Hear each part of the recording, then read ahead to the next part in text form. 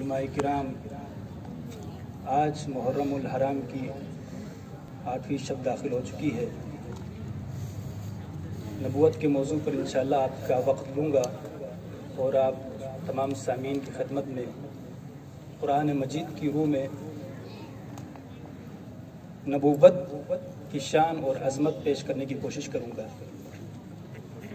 عزیزان گرامی، کوئی کائنات میں ایسا شخص موجود ہی نہیں ہے، نہ تاریخ بشریت میں ایسا کوئی شخص گزرا ہے کہ جو اس چیز کا تعلق نہ ہو کہ پروردگار اس کی زندگی میں برکت عطا کرے۔ بڑی توجہ چاہیے کہ مقدمے سے گزرتا ہوا اصل مقدمے تک پہنچ جاؤں گا۔ تاریخ بشریت میں، تاریخ انسانیت میں کوئی ایسا بشر، کوئی ایسی ہستی آپ کو نظر نہیں آئے گا جو یہ نہ چاہتا ہو کہ پروردگار اس کی زندگی میں برکت عطا کرے۔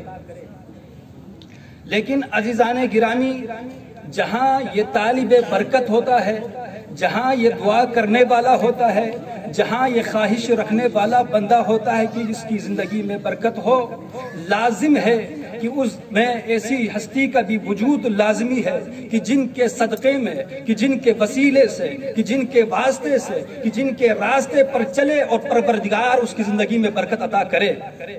شک ایسا ہو ہی نہیں سکتا کہ طالب برکت کوئی ہو، طالب ہدایت کوئی ہو، طالب مغفرت کوئی ہو اور پروردگار نے اس کے لیے ایسا کوئی ذریعہ مہیا نہ کیا ہو کہ جس کے صدقے میں، کہ جس کے راہ پر چل کر اسے ہدایت بھی ملے، اسے برکت بھی ملے، اس کی مغفرت بھی ہو، اس کی حاجت روائی بھی ہو۔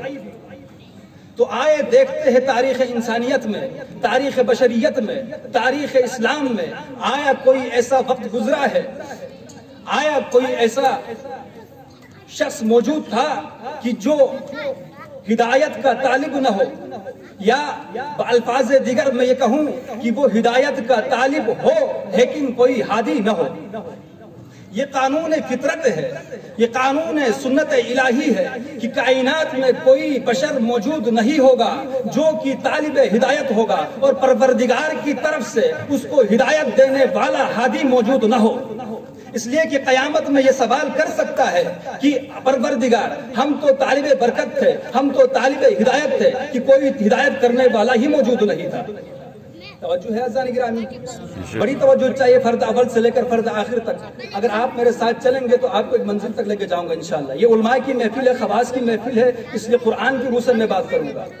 تو عزیزان گرامی، آئے پوچھتے ہیں امام علی النقی علیہ السلام سے کہ امام بتائے ہمیں کہ وہ کون سی ہستیاں ہیں کہ جن کے ذریعے سے پروردگار اپنی برکتیں نازل کرتا ہے، کہ جن کے ذریعے سے پروردگار اپنی ہدایت کو لوگوں میں عام کرتا ہے، کہ جن کے ذریعے سے پروردگار فیض دیتا ہے بندوں کو۔ تو فرماتے ہوئے ملیں گے زیارت جامع کبیرہ کا جملہ، السلام علی محال معرفت اللہ و مساکن برکت اللہ و معادن حکمت اللہ۔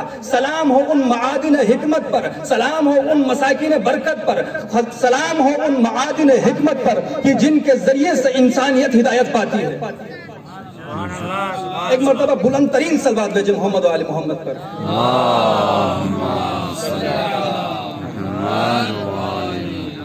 یہ برکت کے مساکن ہے کہ جن کے ذریعے سے پروردگار انسان کو برکت بھی دیتا ہے، ہدایت بھی دیتا ہے، سب کچھ دیتا ہے۔ اسی لیے آپ کو نظر آئیں گے وہ لوگ جو برکت کو بدعت سمجھتے ہیں، وہ لوگ جو برکت کی حاضری کو بدعت سمجھتے ہیں، وہ لوگ جو برکت کے نظر و نیاز کو بدعت سمجھتے ہیں، ان کو حق پہنچتا ہے کہ اس کو بدعت کہے، اس لیے کہ ان کے پاس کوئی مساکن برکت موجود ہے ہی نہیں۔ واہ کیا کہنا ہے یار، ماشاءاللہ۔ ان کے پاس کوئی مساکن برکت موجود ہی نہیں، معادن حکمت موجود ہی نہیں کہ جس کے ذریعے سے وہ برکت پائے، کہ جس کے ذریعے سے وہ ہدایت پائے۔ سبحان اللہ۔ عزیزان گرامی، آئے قرآن مجید میں ہم ذرا ملاحظہ کرتے ہیں کہ پروردگار نے جن کو اپنا ہادی بنا کر بھیجا، جن کو معادن حکمت بنا کر بھیجا، جن کو مساکن برکت بنا کر بھیجا، چاہے وہ نبی کی شکل میں ہو، چاہے وہ ولی کی شکل میں ہو، چاہے وہ امام کی شکل میں ہو، یا چاہے وہ رسول کی شکل میں ہو، آئے دیکھتے ہیں کہ وہ کون سی ہستیاں ہیں۔ لیکن ایک بات یاد رکھیے گا، امتیں ہمیشہ ناواقف حال ہوا کرتی ہے۔ اگر وہ ناواقف حال نہیں ہوا کرتے تو پروردگار کسی ہادی کو بھیجتا ہی نہیں۔ صاحبان علم کا مجمع ہے، اس لیے امت کبھی نبی کو سمجھ نہیں سکی، امت کبھی نبی کو سمجھ ہی نہیں سکی، اس لیے کہ قانون فطرت ہے۔ مولا کائنات کا جملہ آپ کی سماعتوں کی نظر کر رہا ہوں۔ مولا کائنات نے فرمایا عالم وہ ہوتا ہے جو جاہل کو سمجھا سکتا ہے۔ توجہ کیجئے گا اذان گرامی، تمام بچے بھی سماعت فرمائے غور سے۔ عالم وہ ہوتا ہے جو جاہل کو سمجھا سکتا ہے، لیکن جاہل کبھی عالم کو سمجھ نہیں سکتا۔ وجہ پوچھئے کیا وجہ ہے؟ عالم جاہل کو سمجھ سکتا ہے لیکن جاہل عالم کو نہیں سمجھ سکتا۔ تو مولا فرماتے ہیں اس لیے کہ وہ عالم بھی ایک وقت تھا کہ وہ بھی جاہل تھا۔ وہ عالم بھی ایک وقت تھا، وہ جاہل تھا، وہ جہالت سے واقف ہے، جہالت کیا شے ہوتی ہے، جاہل کیا ہوتا ہے اس سے واقف ہے وہ عالم، اس لیے عالم جاہل کو سمجھا سکتا ہے۔ سبحان اللہ۔ لیکن جاہل کبھی عالم کو سمجھا نہیں سکتا، اس لیے کہ وہ کسی وقت کبھی عالم نہیں بنا۔ توجہ ہے ذرا گرامی، اسی طرح سے امت کبھی نبی کو سمجھ ہی نہیں سکتی، امت کبھی نبی کو سمجھ ہی نہیں سکتی، لیکن نبی وہ ہوتا ہے جو امت کے فرد سے واقف ہوتا ہے، فرد سے واقف ہوتا ہے، ان کے عقیدے سے واقف ہوتا ہے، ان کے نظریات سے واقف ہوتا ہے، ان کے اٹھنے بیٹھنے چلتے پھرتے ہر حرکت سے نبی واقف ہوتا ہے۔ اس لیے تاکہ یہ انسان یہ گمان نہ کر بیٹھے یہ نبی تو اس کے بھی 2 ہاتھ ہیں، اس کے بھی 2 پیر ہیں، اس کے بھی 2 آنکھیں ہیں، اس کے بھی 2 کان ہیں، میرے بھی 2 ہاتھ ہیں، میرے بھی 2 کان ہیں، میری بھی 2 آنکھیں ہیں، تو یہ مجھ جیسا جو ہے زنگرانی۔ یہ کس مجمع میں بات کر رہا ہوں؟ علماء کی محفل میں بات کر رہا ہوں میں۔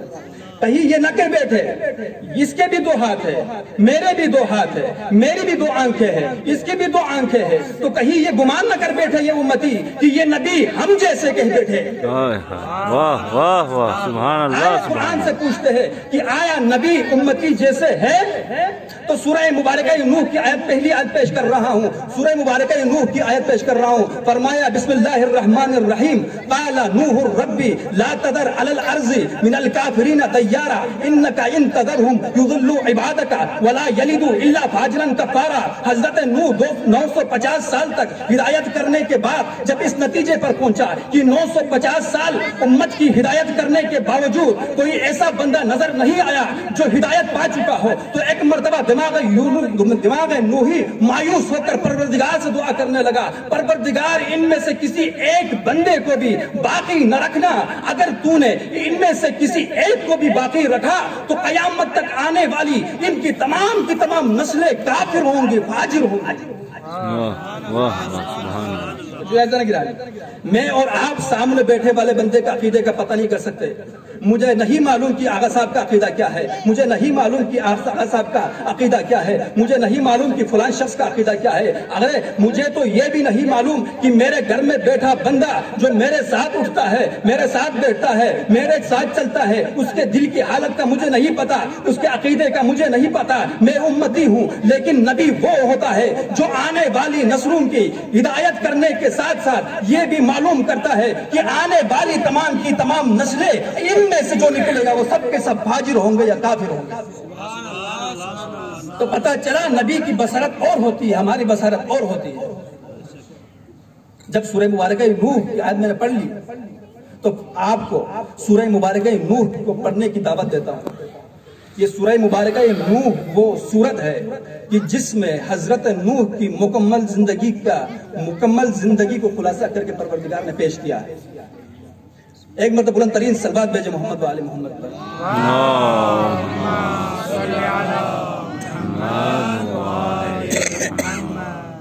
سورہ مبارکہ نوح کی آیتیں پیش کروں گا اس لیے کہ صاحبان علم ہے موجود ہے، اکثریت کا معاشرے سے آنا، معاشرے میں آنا جانا ہے، اکثر مبلغین ہے، اکثر خطبہ ہے، اکثر علماء ہے، تو تمام علماء کرام کو میں دعوت دیتا ہوں کہ سورہ مبارکہ نوح کی یہ ترجمہ اپنے بچوں کو پڑھائے، اس لیے کہ آپ تو واقف ہے، آپ کو پڑھنے کی ضرورت نہیں ہے، بچوں کو سمجھائے کہ نوح کی زندگی کیسے گزری ہے۔ بسم اللہ الرحمن الرحیم، انا ارسلنا نوحا الی قومہ ان انذر قومک من قبل ان یاتیہم عذاب علیم۔ پروردگار فرماتے ہیں ہم نے نوح کو بھیجا اس کی قوم کی طرف کہ وہ اپنی قوم کو ڈرائے اس سے پہلے کہ ہمارا عذاب ان پر نازل ہو جائے۔ یہ پہلی آیت سورہ مبارکہ نوح کی۔ پھر حضرت نوح فرماتے ہیں قال یا قوم انی لکم نذیر مبین، اے میری قوم میں تمہاری طرف پروردگار کی طرف سے ڈرانے والا بن کر آیا ہوں۔ میں تشریح میں نہیں جا رہا، میں تفسیر میں نہیں جا رہا، میں شروحات میں نہیں جا رہا، میں آیتیں پیش کر رہا ہوں، اس لیے کہ اس محفل میں تشریح کرنے کی بھی ضرورت نہیں ہے، تفسیر بیان کرنے کی بھی ضرورت نہیں ہے، فقط آیتیں پیش کر رہا ہوں، آیتوں کا ترجمہ پیش کرنے کی کوشش کر رہا ہوں، ترجمہ بھی بچوں کے لیے۔ ان اعبدوا اللہ، فرمایا مبعوث پر رسالت ہونے کی وجہ کیا ہے، اہداف حضرت نوح علیہ السلام کیا ہے، ان اعبدوا اللہ واتقوہ واطیعون، اے قوم اللہ کی عبادت کرو، واتقوہ اس کا تقوی اختیار کرو، واطیعون اور میری اطاعت کرو۔ عبادت اللہ کی، تقوی اللہ کا اختیار کرنا، اطاعت میری کرنا ہے۔ یہی حضرت نوح نے فرمایا تھا اس قوم سے، یہ تین چیزیں چاہیے تھی نوح نبی اپنی قوم سے، لیکن کیا ہو گیا؟ فرماتے حضرت نوح قال ربی انی دعوت قومی لیلا ونہارا ولم یجدہم دعائی الا فرارا، پروردگار میں نے اپنی اس قوم کو دن رات کر کے دعوت دی، ولم یجدہم دعائی الا فرارا، میں نے انہیں فرار کا راستہ اختیار کے علاوہ اور کچھ نہیں دیکھا، میں نے دن کو بھی دعوت دی، رات کو بھی دعوت دی، کوئی میری ہدایت کے قابل نہیں تھا، کسی نے میری ہدایت کو قبول نہیں کیا۔ یہ مبلغ ہے، مبلغ کے لیے کیا کیا مشکلات پیش ہو سکتے ہیں معاشرے کے اندر، بیان کر رہا ہے قرآن۔ لیغفر لهم یغفر لکم من ذنوبکم ویؤخرکم الی اجل مسمى ان اجل اللہ اذا جاء لا یؤخر لو کنتم تعلمون ثم انی اعلنت لهم واسررت لهم اسرارا۔ یہ آیت پر توجہ چاہیے۔ حضرت نوح نے دعوت دی، جعلوا اصابعهم في آذانهم واستغشوا ثيابهم واستكبروا استكبارا، جب میں نے ان کو دعوت دی تو انہوں نے اپنی کانوں میں، اپنے کانوں میں انگلیاں ٹھونس دی۔ توجہ ہے زن گرامی، نوح نبی کی بات ہو رہی ہے۔ جب نوح نے تبلیغ کی، آواز بآواز بلند ان کو دعوت دی ہدایت کی طرف، تو انہوں نے حضرت نوح کی آواز نہ سن سکے، اس لیے اپنی انگلیوں کو کانوں میں ڈال دیا۔ وَاسْتَغْشَوْا ثِيَابَهُمْ وَأَصَرُّوا وَاسْتَكْبَرُوا اسْتِكْبَارًا، اور اپنے کپڑوں کو جھاڑتے ہوئے غرور و تکبر کے ساتھ اٹھ کر چلے گئے۔ پھر حضرت نوح یہاں پر باقی رہے نہیں، حضرت نوح آگے بڑھے۔ حضرت نوح نے ہر بندے کے گھر گھر میں جا کر تبلیغ کی، اس کے باوجود بھی کچھ نہیں ہوا۔ پھر آخر میں نتیجہ یہی نکلا کہ حضرت نوح نے فرمایا قال نوح ربی لا تذر علی الارض من الکافرین دیارا انک ان تذرهم یضلوا عبادک ولا یلدوا الا فاجرا کفارا، پروردگار اگر ان کو آپ نے باقی رکھا تو یہ تو آنے والی ان کی تمام نسلیں یا تو کافر ہوں گی یا تو فاجر ہوں گی۔ توجہ ہے ذرا گرامی، بر محمد و آل محمد صلوات۔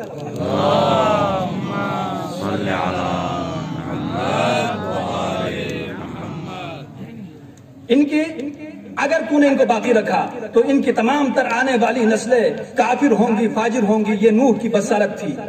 آیت صفین کی طرف چلتے ہیں۔ لیلۃ الحریر میں جب مولائے کائنات نے بھی جنگ کی، مالک اشتر نے بھی جنگ کی، صبح ہوئی تو مالک اشتر نے مولائے کائنات سے فرمایا مولا آئے گن تو لے کہ آپ نے کتنے بندوں کو مارا ہے، میں نے کتنے بندوں کو مارا ہے۔ جنازوں کی تعداد شماری شروع ہو گئی، دیکھا کہ مالک اشتر نے 69 بندوں کو مارا ہے، حضرت علی نے 70 بندوں کو مارا ہے۔ تو ایک مرتبہ مالک اشتر نے علی ابن ابی طالب سے کہا اے مولا آپ نے 70 بندوں کو مارا ہے، میں نے 69 بندوں کو مارا ہے، ایک عدد آپ نے زیادہ مارا ہے۔ جب یہ کہنا تھا مولائے کائنات نے اس وقت فرمایا اے مالک اشتر جو تیرے سامنے آتا گیا تو اس کا گردن اڑاتا گیا، لیکن علی کے سامنے جو بھی آتا علی اس کی 70 پشتوں پر نگاہ کرتا۔ الگ 70 پشتوں کے بعد بھی کسی مومن نے آنا ہے تو علی نے اس کو نہیں مارا۔ واہ واہ کیا کہنا، سبحان اللہ۔ نوح نبی وہ ہے جس کی نگاہ ہے آنے والے کافروں پر ہو، امیر المومنین وہ ہے جس کی نگاہ ہے آنے والے مومنین پر ہو۔ امیر المومنین ہونا ایسے ہی کچھ جتا ہے۔ واہ واہ واہ ذرا اور آگے بڑھیے، آئے دیکھتے ہیں، یہ تو تھی نبی کی بصارت۔ قرآن سے پوچھتے ہیں آیا کسی کسی نبی کا لامسہ شامہ دیکھتے ہیں؟ سورہ مبارکہ یوسف کی آیت پڑھ رہا ہوں۔ فلما فصلت العیر قال ابوہم انی لاجد ریح یوسف لولا ان تفندون۔ جب یوسف علیہ السلام نے اپنے قمیص کو اپنے بھائیوں کے حوالے کیا اور مصر سے اپنے بابا کی آنکھوں کی شفایابی کے لیے قمیص کو دے کر بھیجا، تو یہاں پر یوسف کا قافلہ روانہ ہوا ہے۔ کنعان میں بیٹھا نبی یعقوب چیخ اٹھا، انی لاجد ریح یوسف لولا ان تفندون۔ اے لوگوں، میں یوسف کی خوشبو محسوس کر رہا ہوں، اگر تم مجھے دیوانہ نہ سمجھو تو۔ یہ ہے نبی کا شامہ، جو نبی کی سونگنے کی حس اتنی ہے کہ مصر سے نکلا ہے قافلہ، اور کنعان میں بیٹھا یعقوب نبی نے خوشبو محسوس کی اور کہا میں یوسف کی خوشبو محسوس کر رہا ہوں، اگر تم مجھے دیوانہ نہ سمجھو۔ یوسف یعقوب نبی کو بھی خدشہ تھا کہ یہاں پر کچھ لوگ ناسمجھ لوگ مجھے یہ کہیں گے کہ نبی یوسف کی محبت میں دیوانہ ہو گیا ہے۔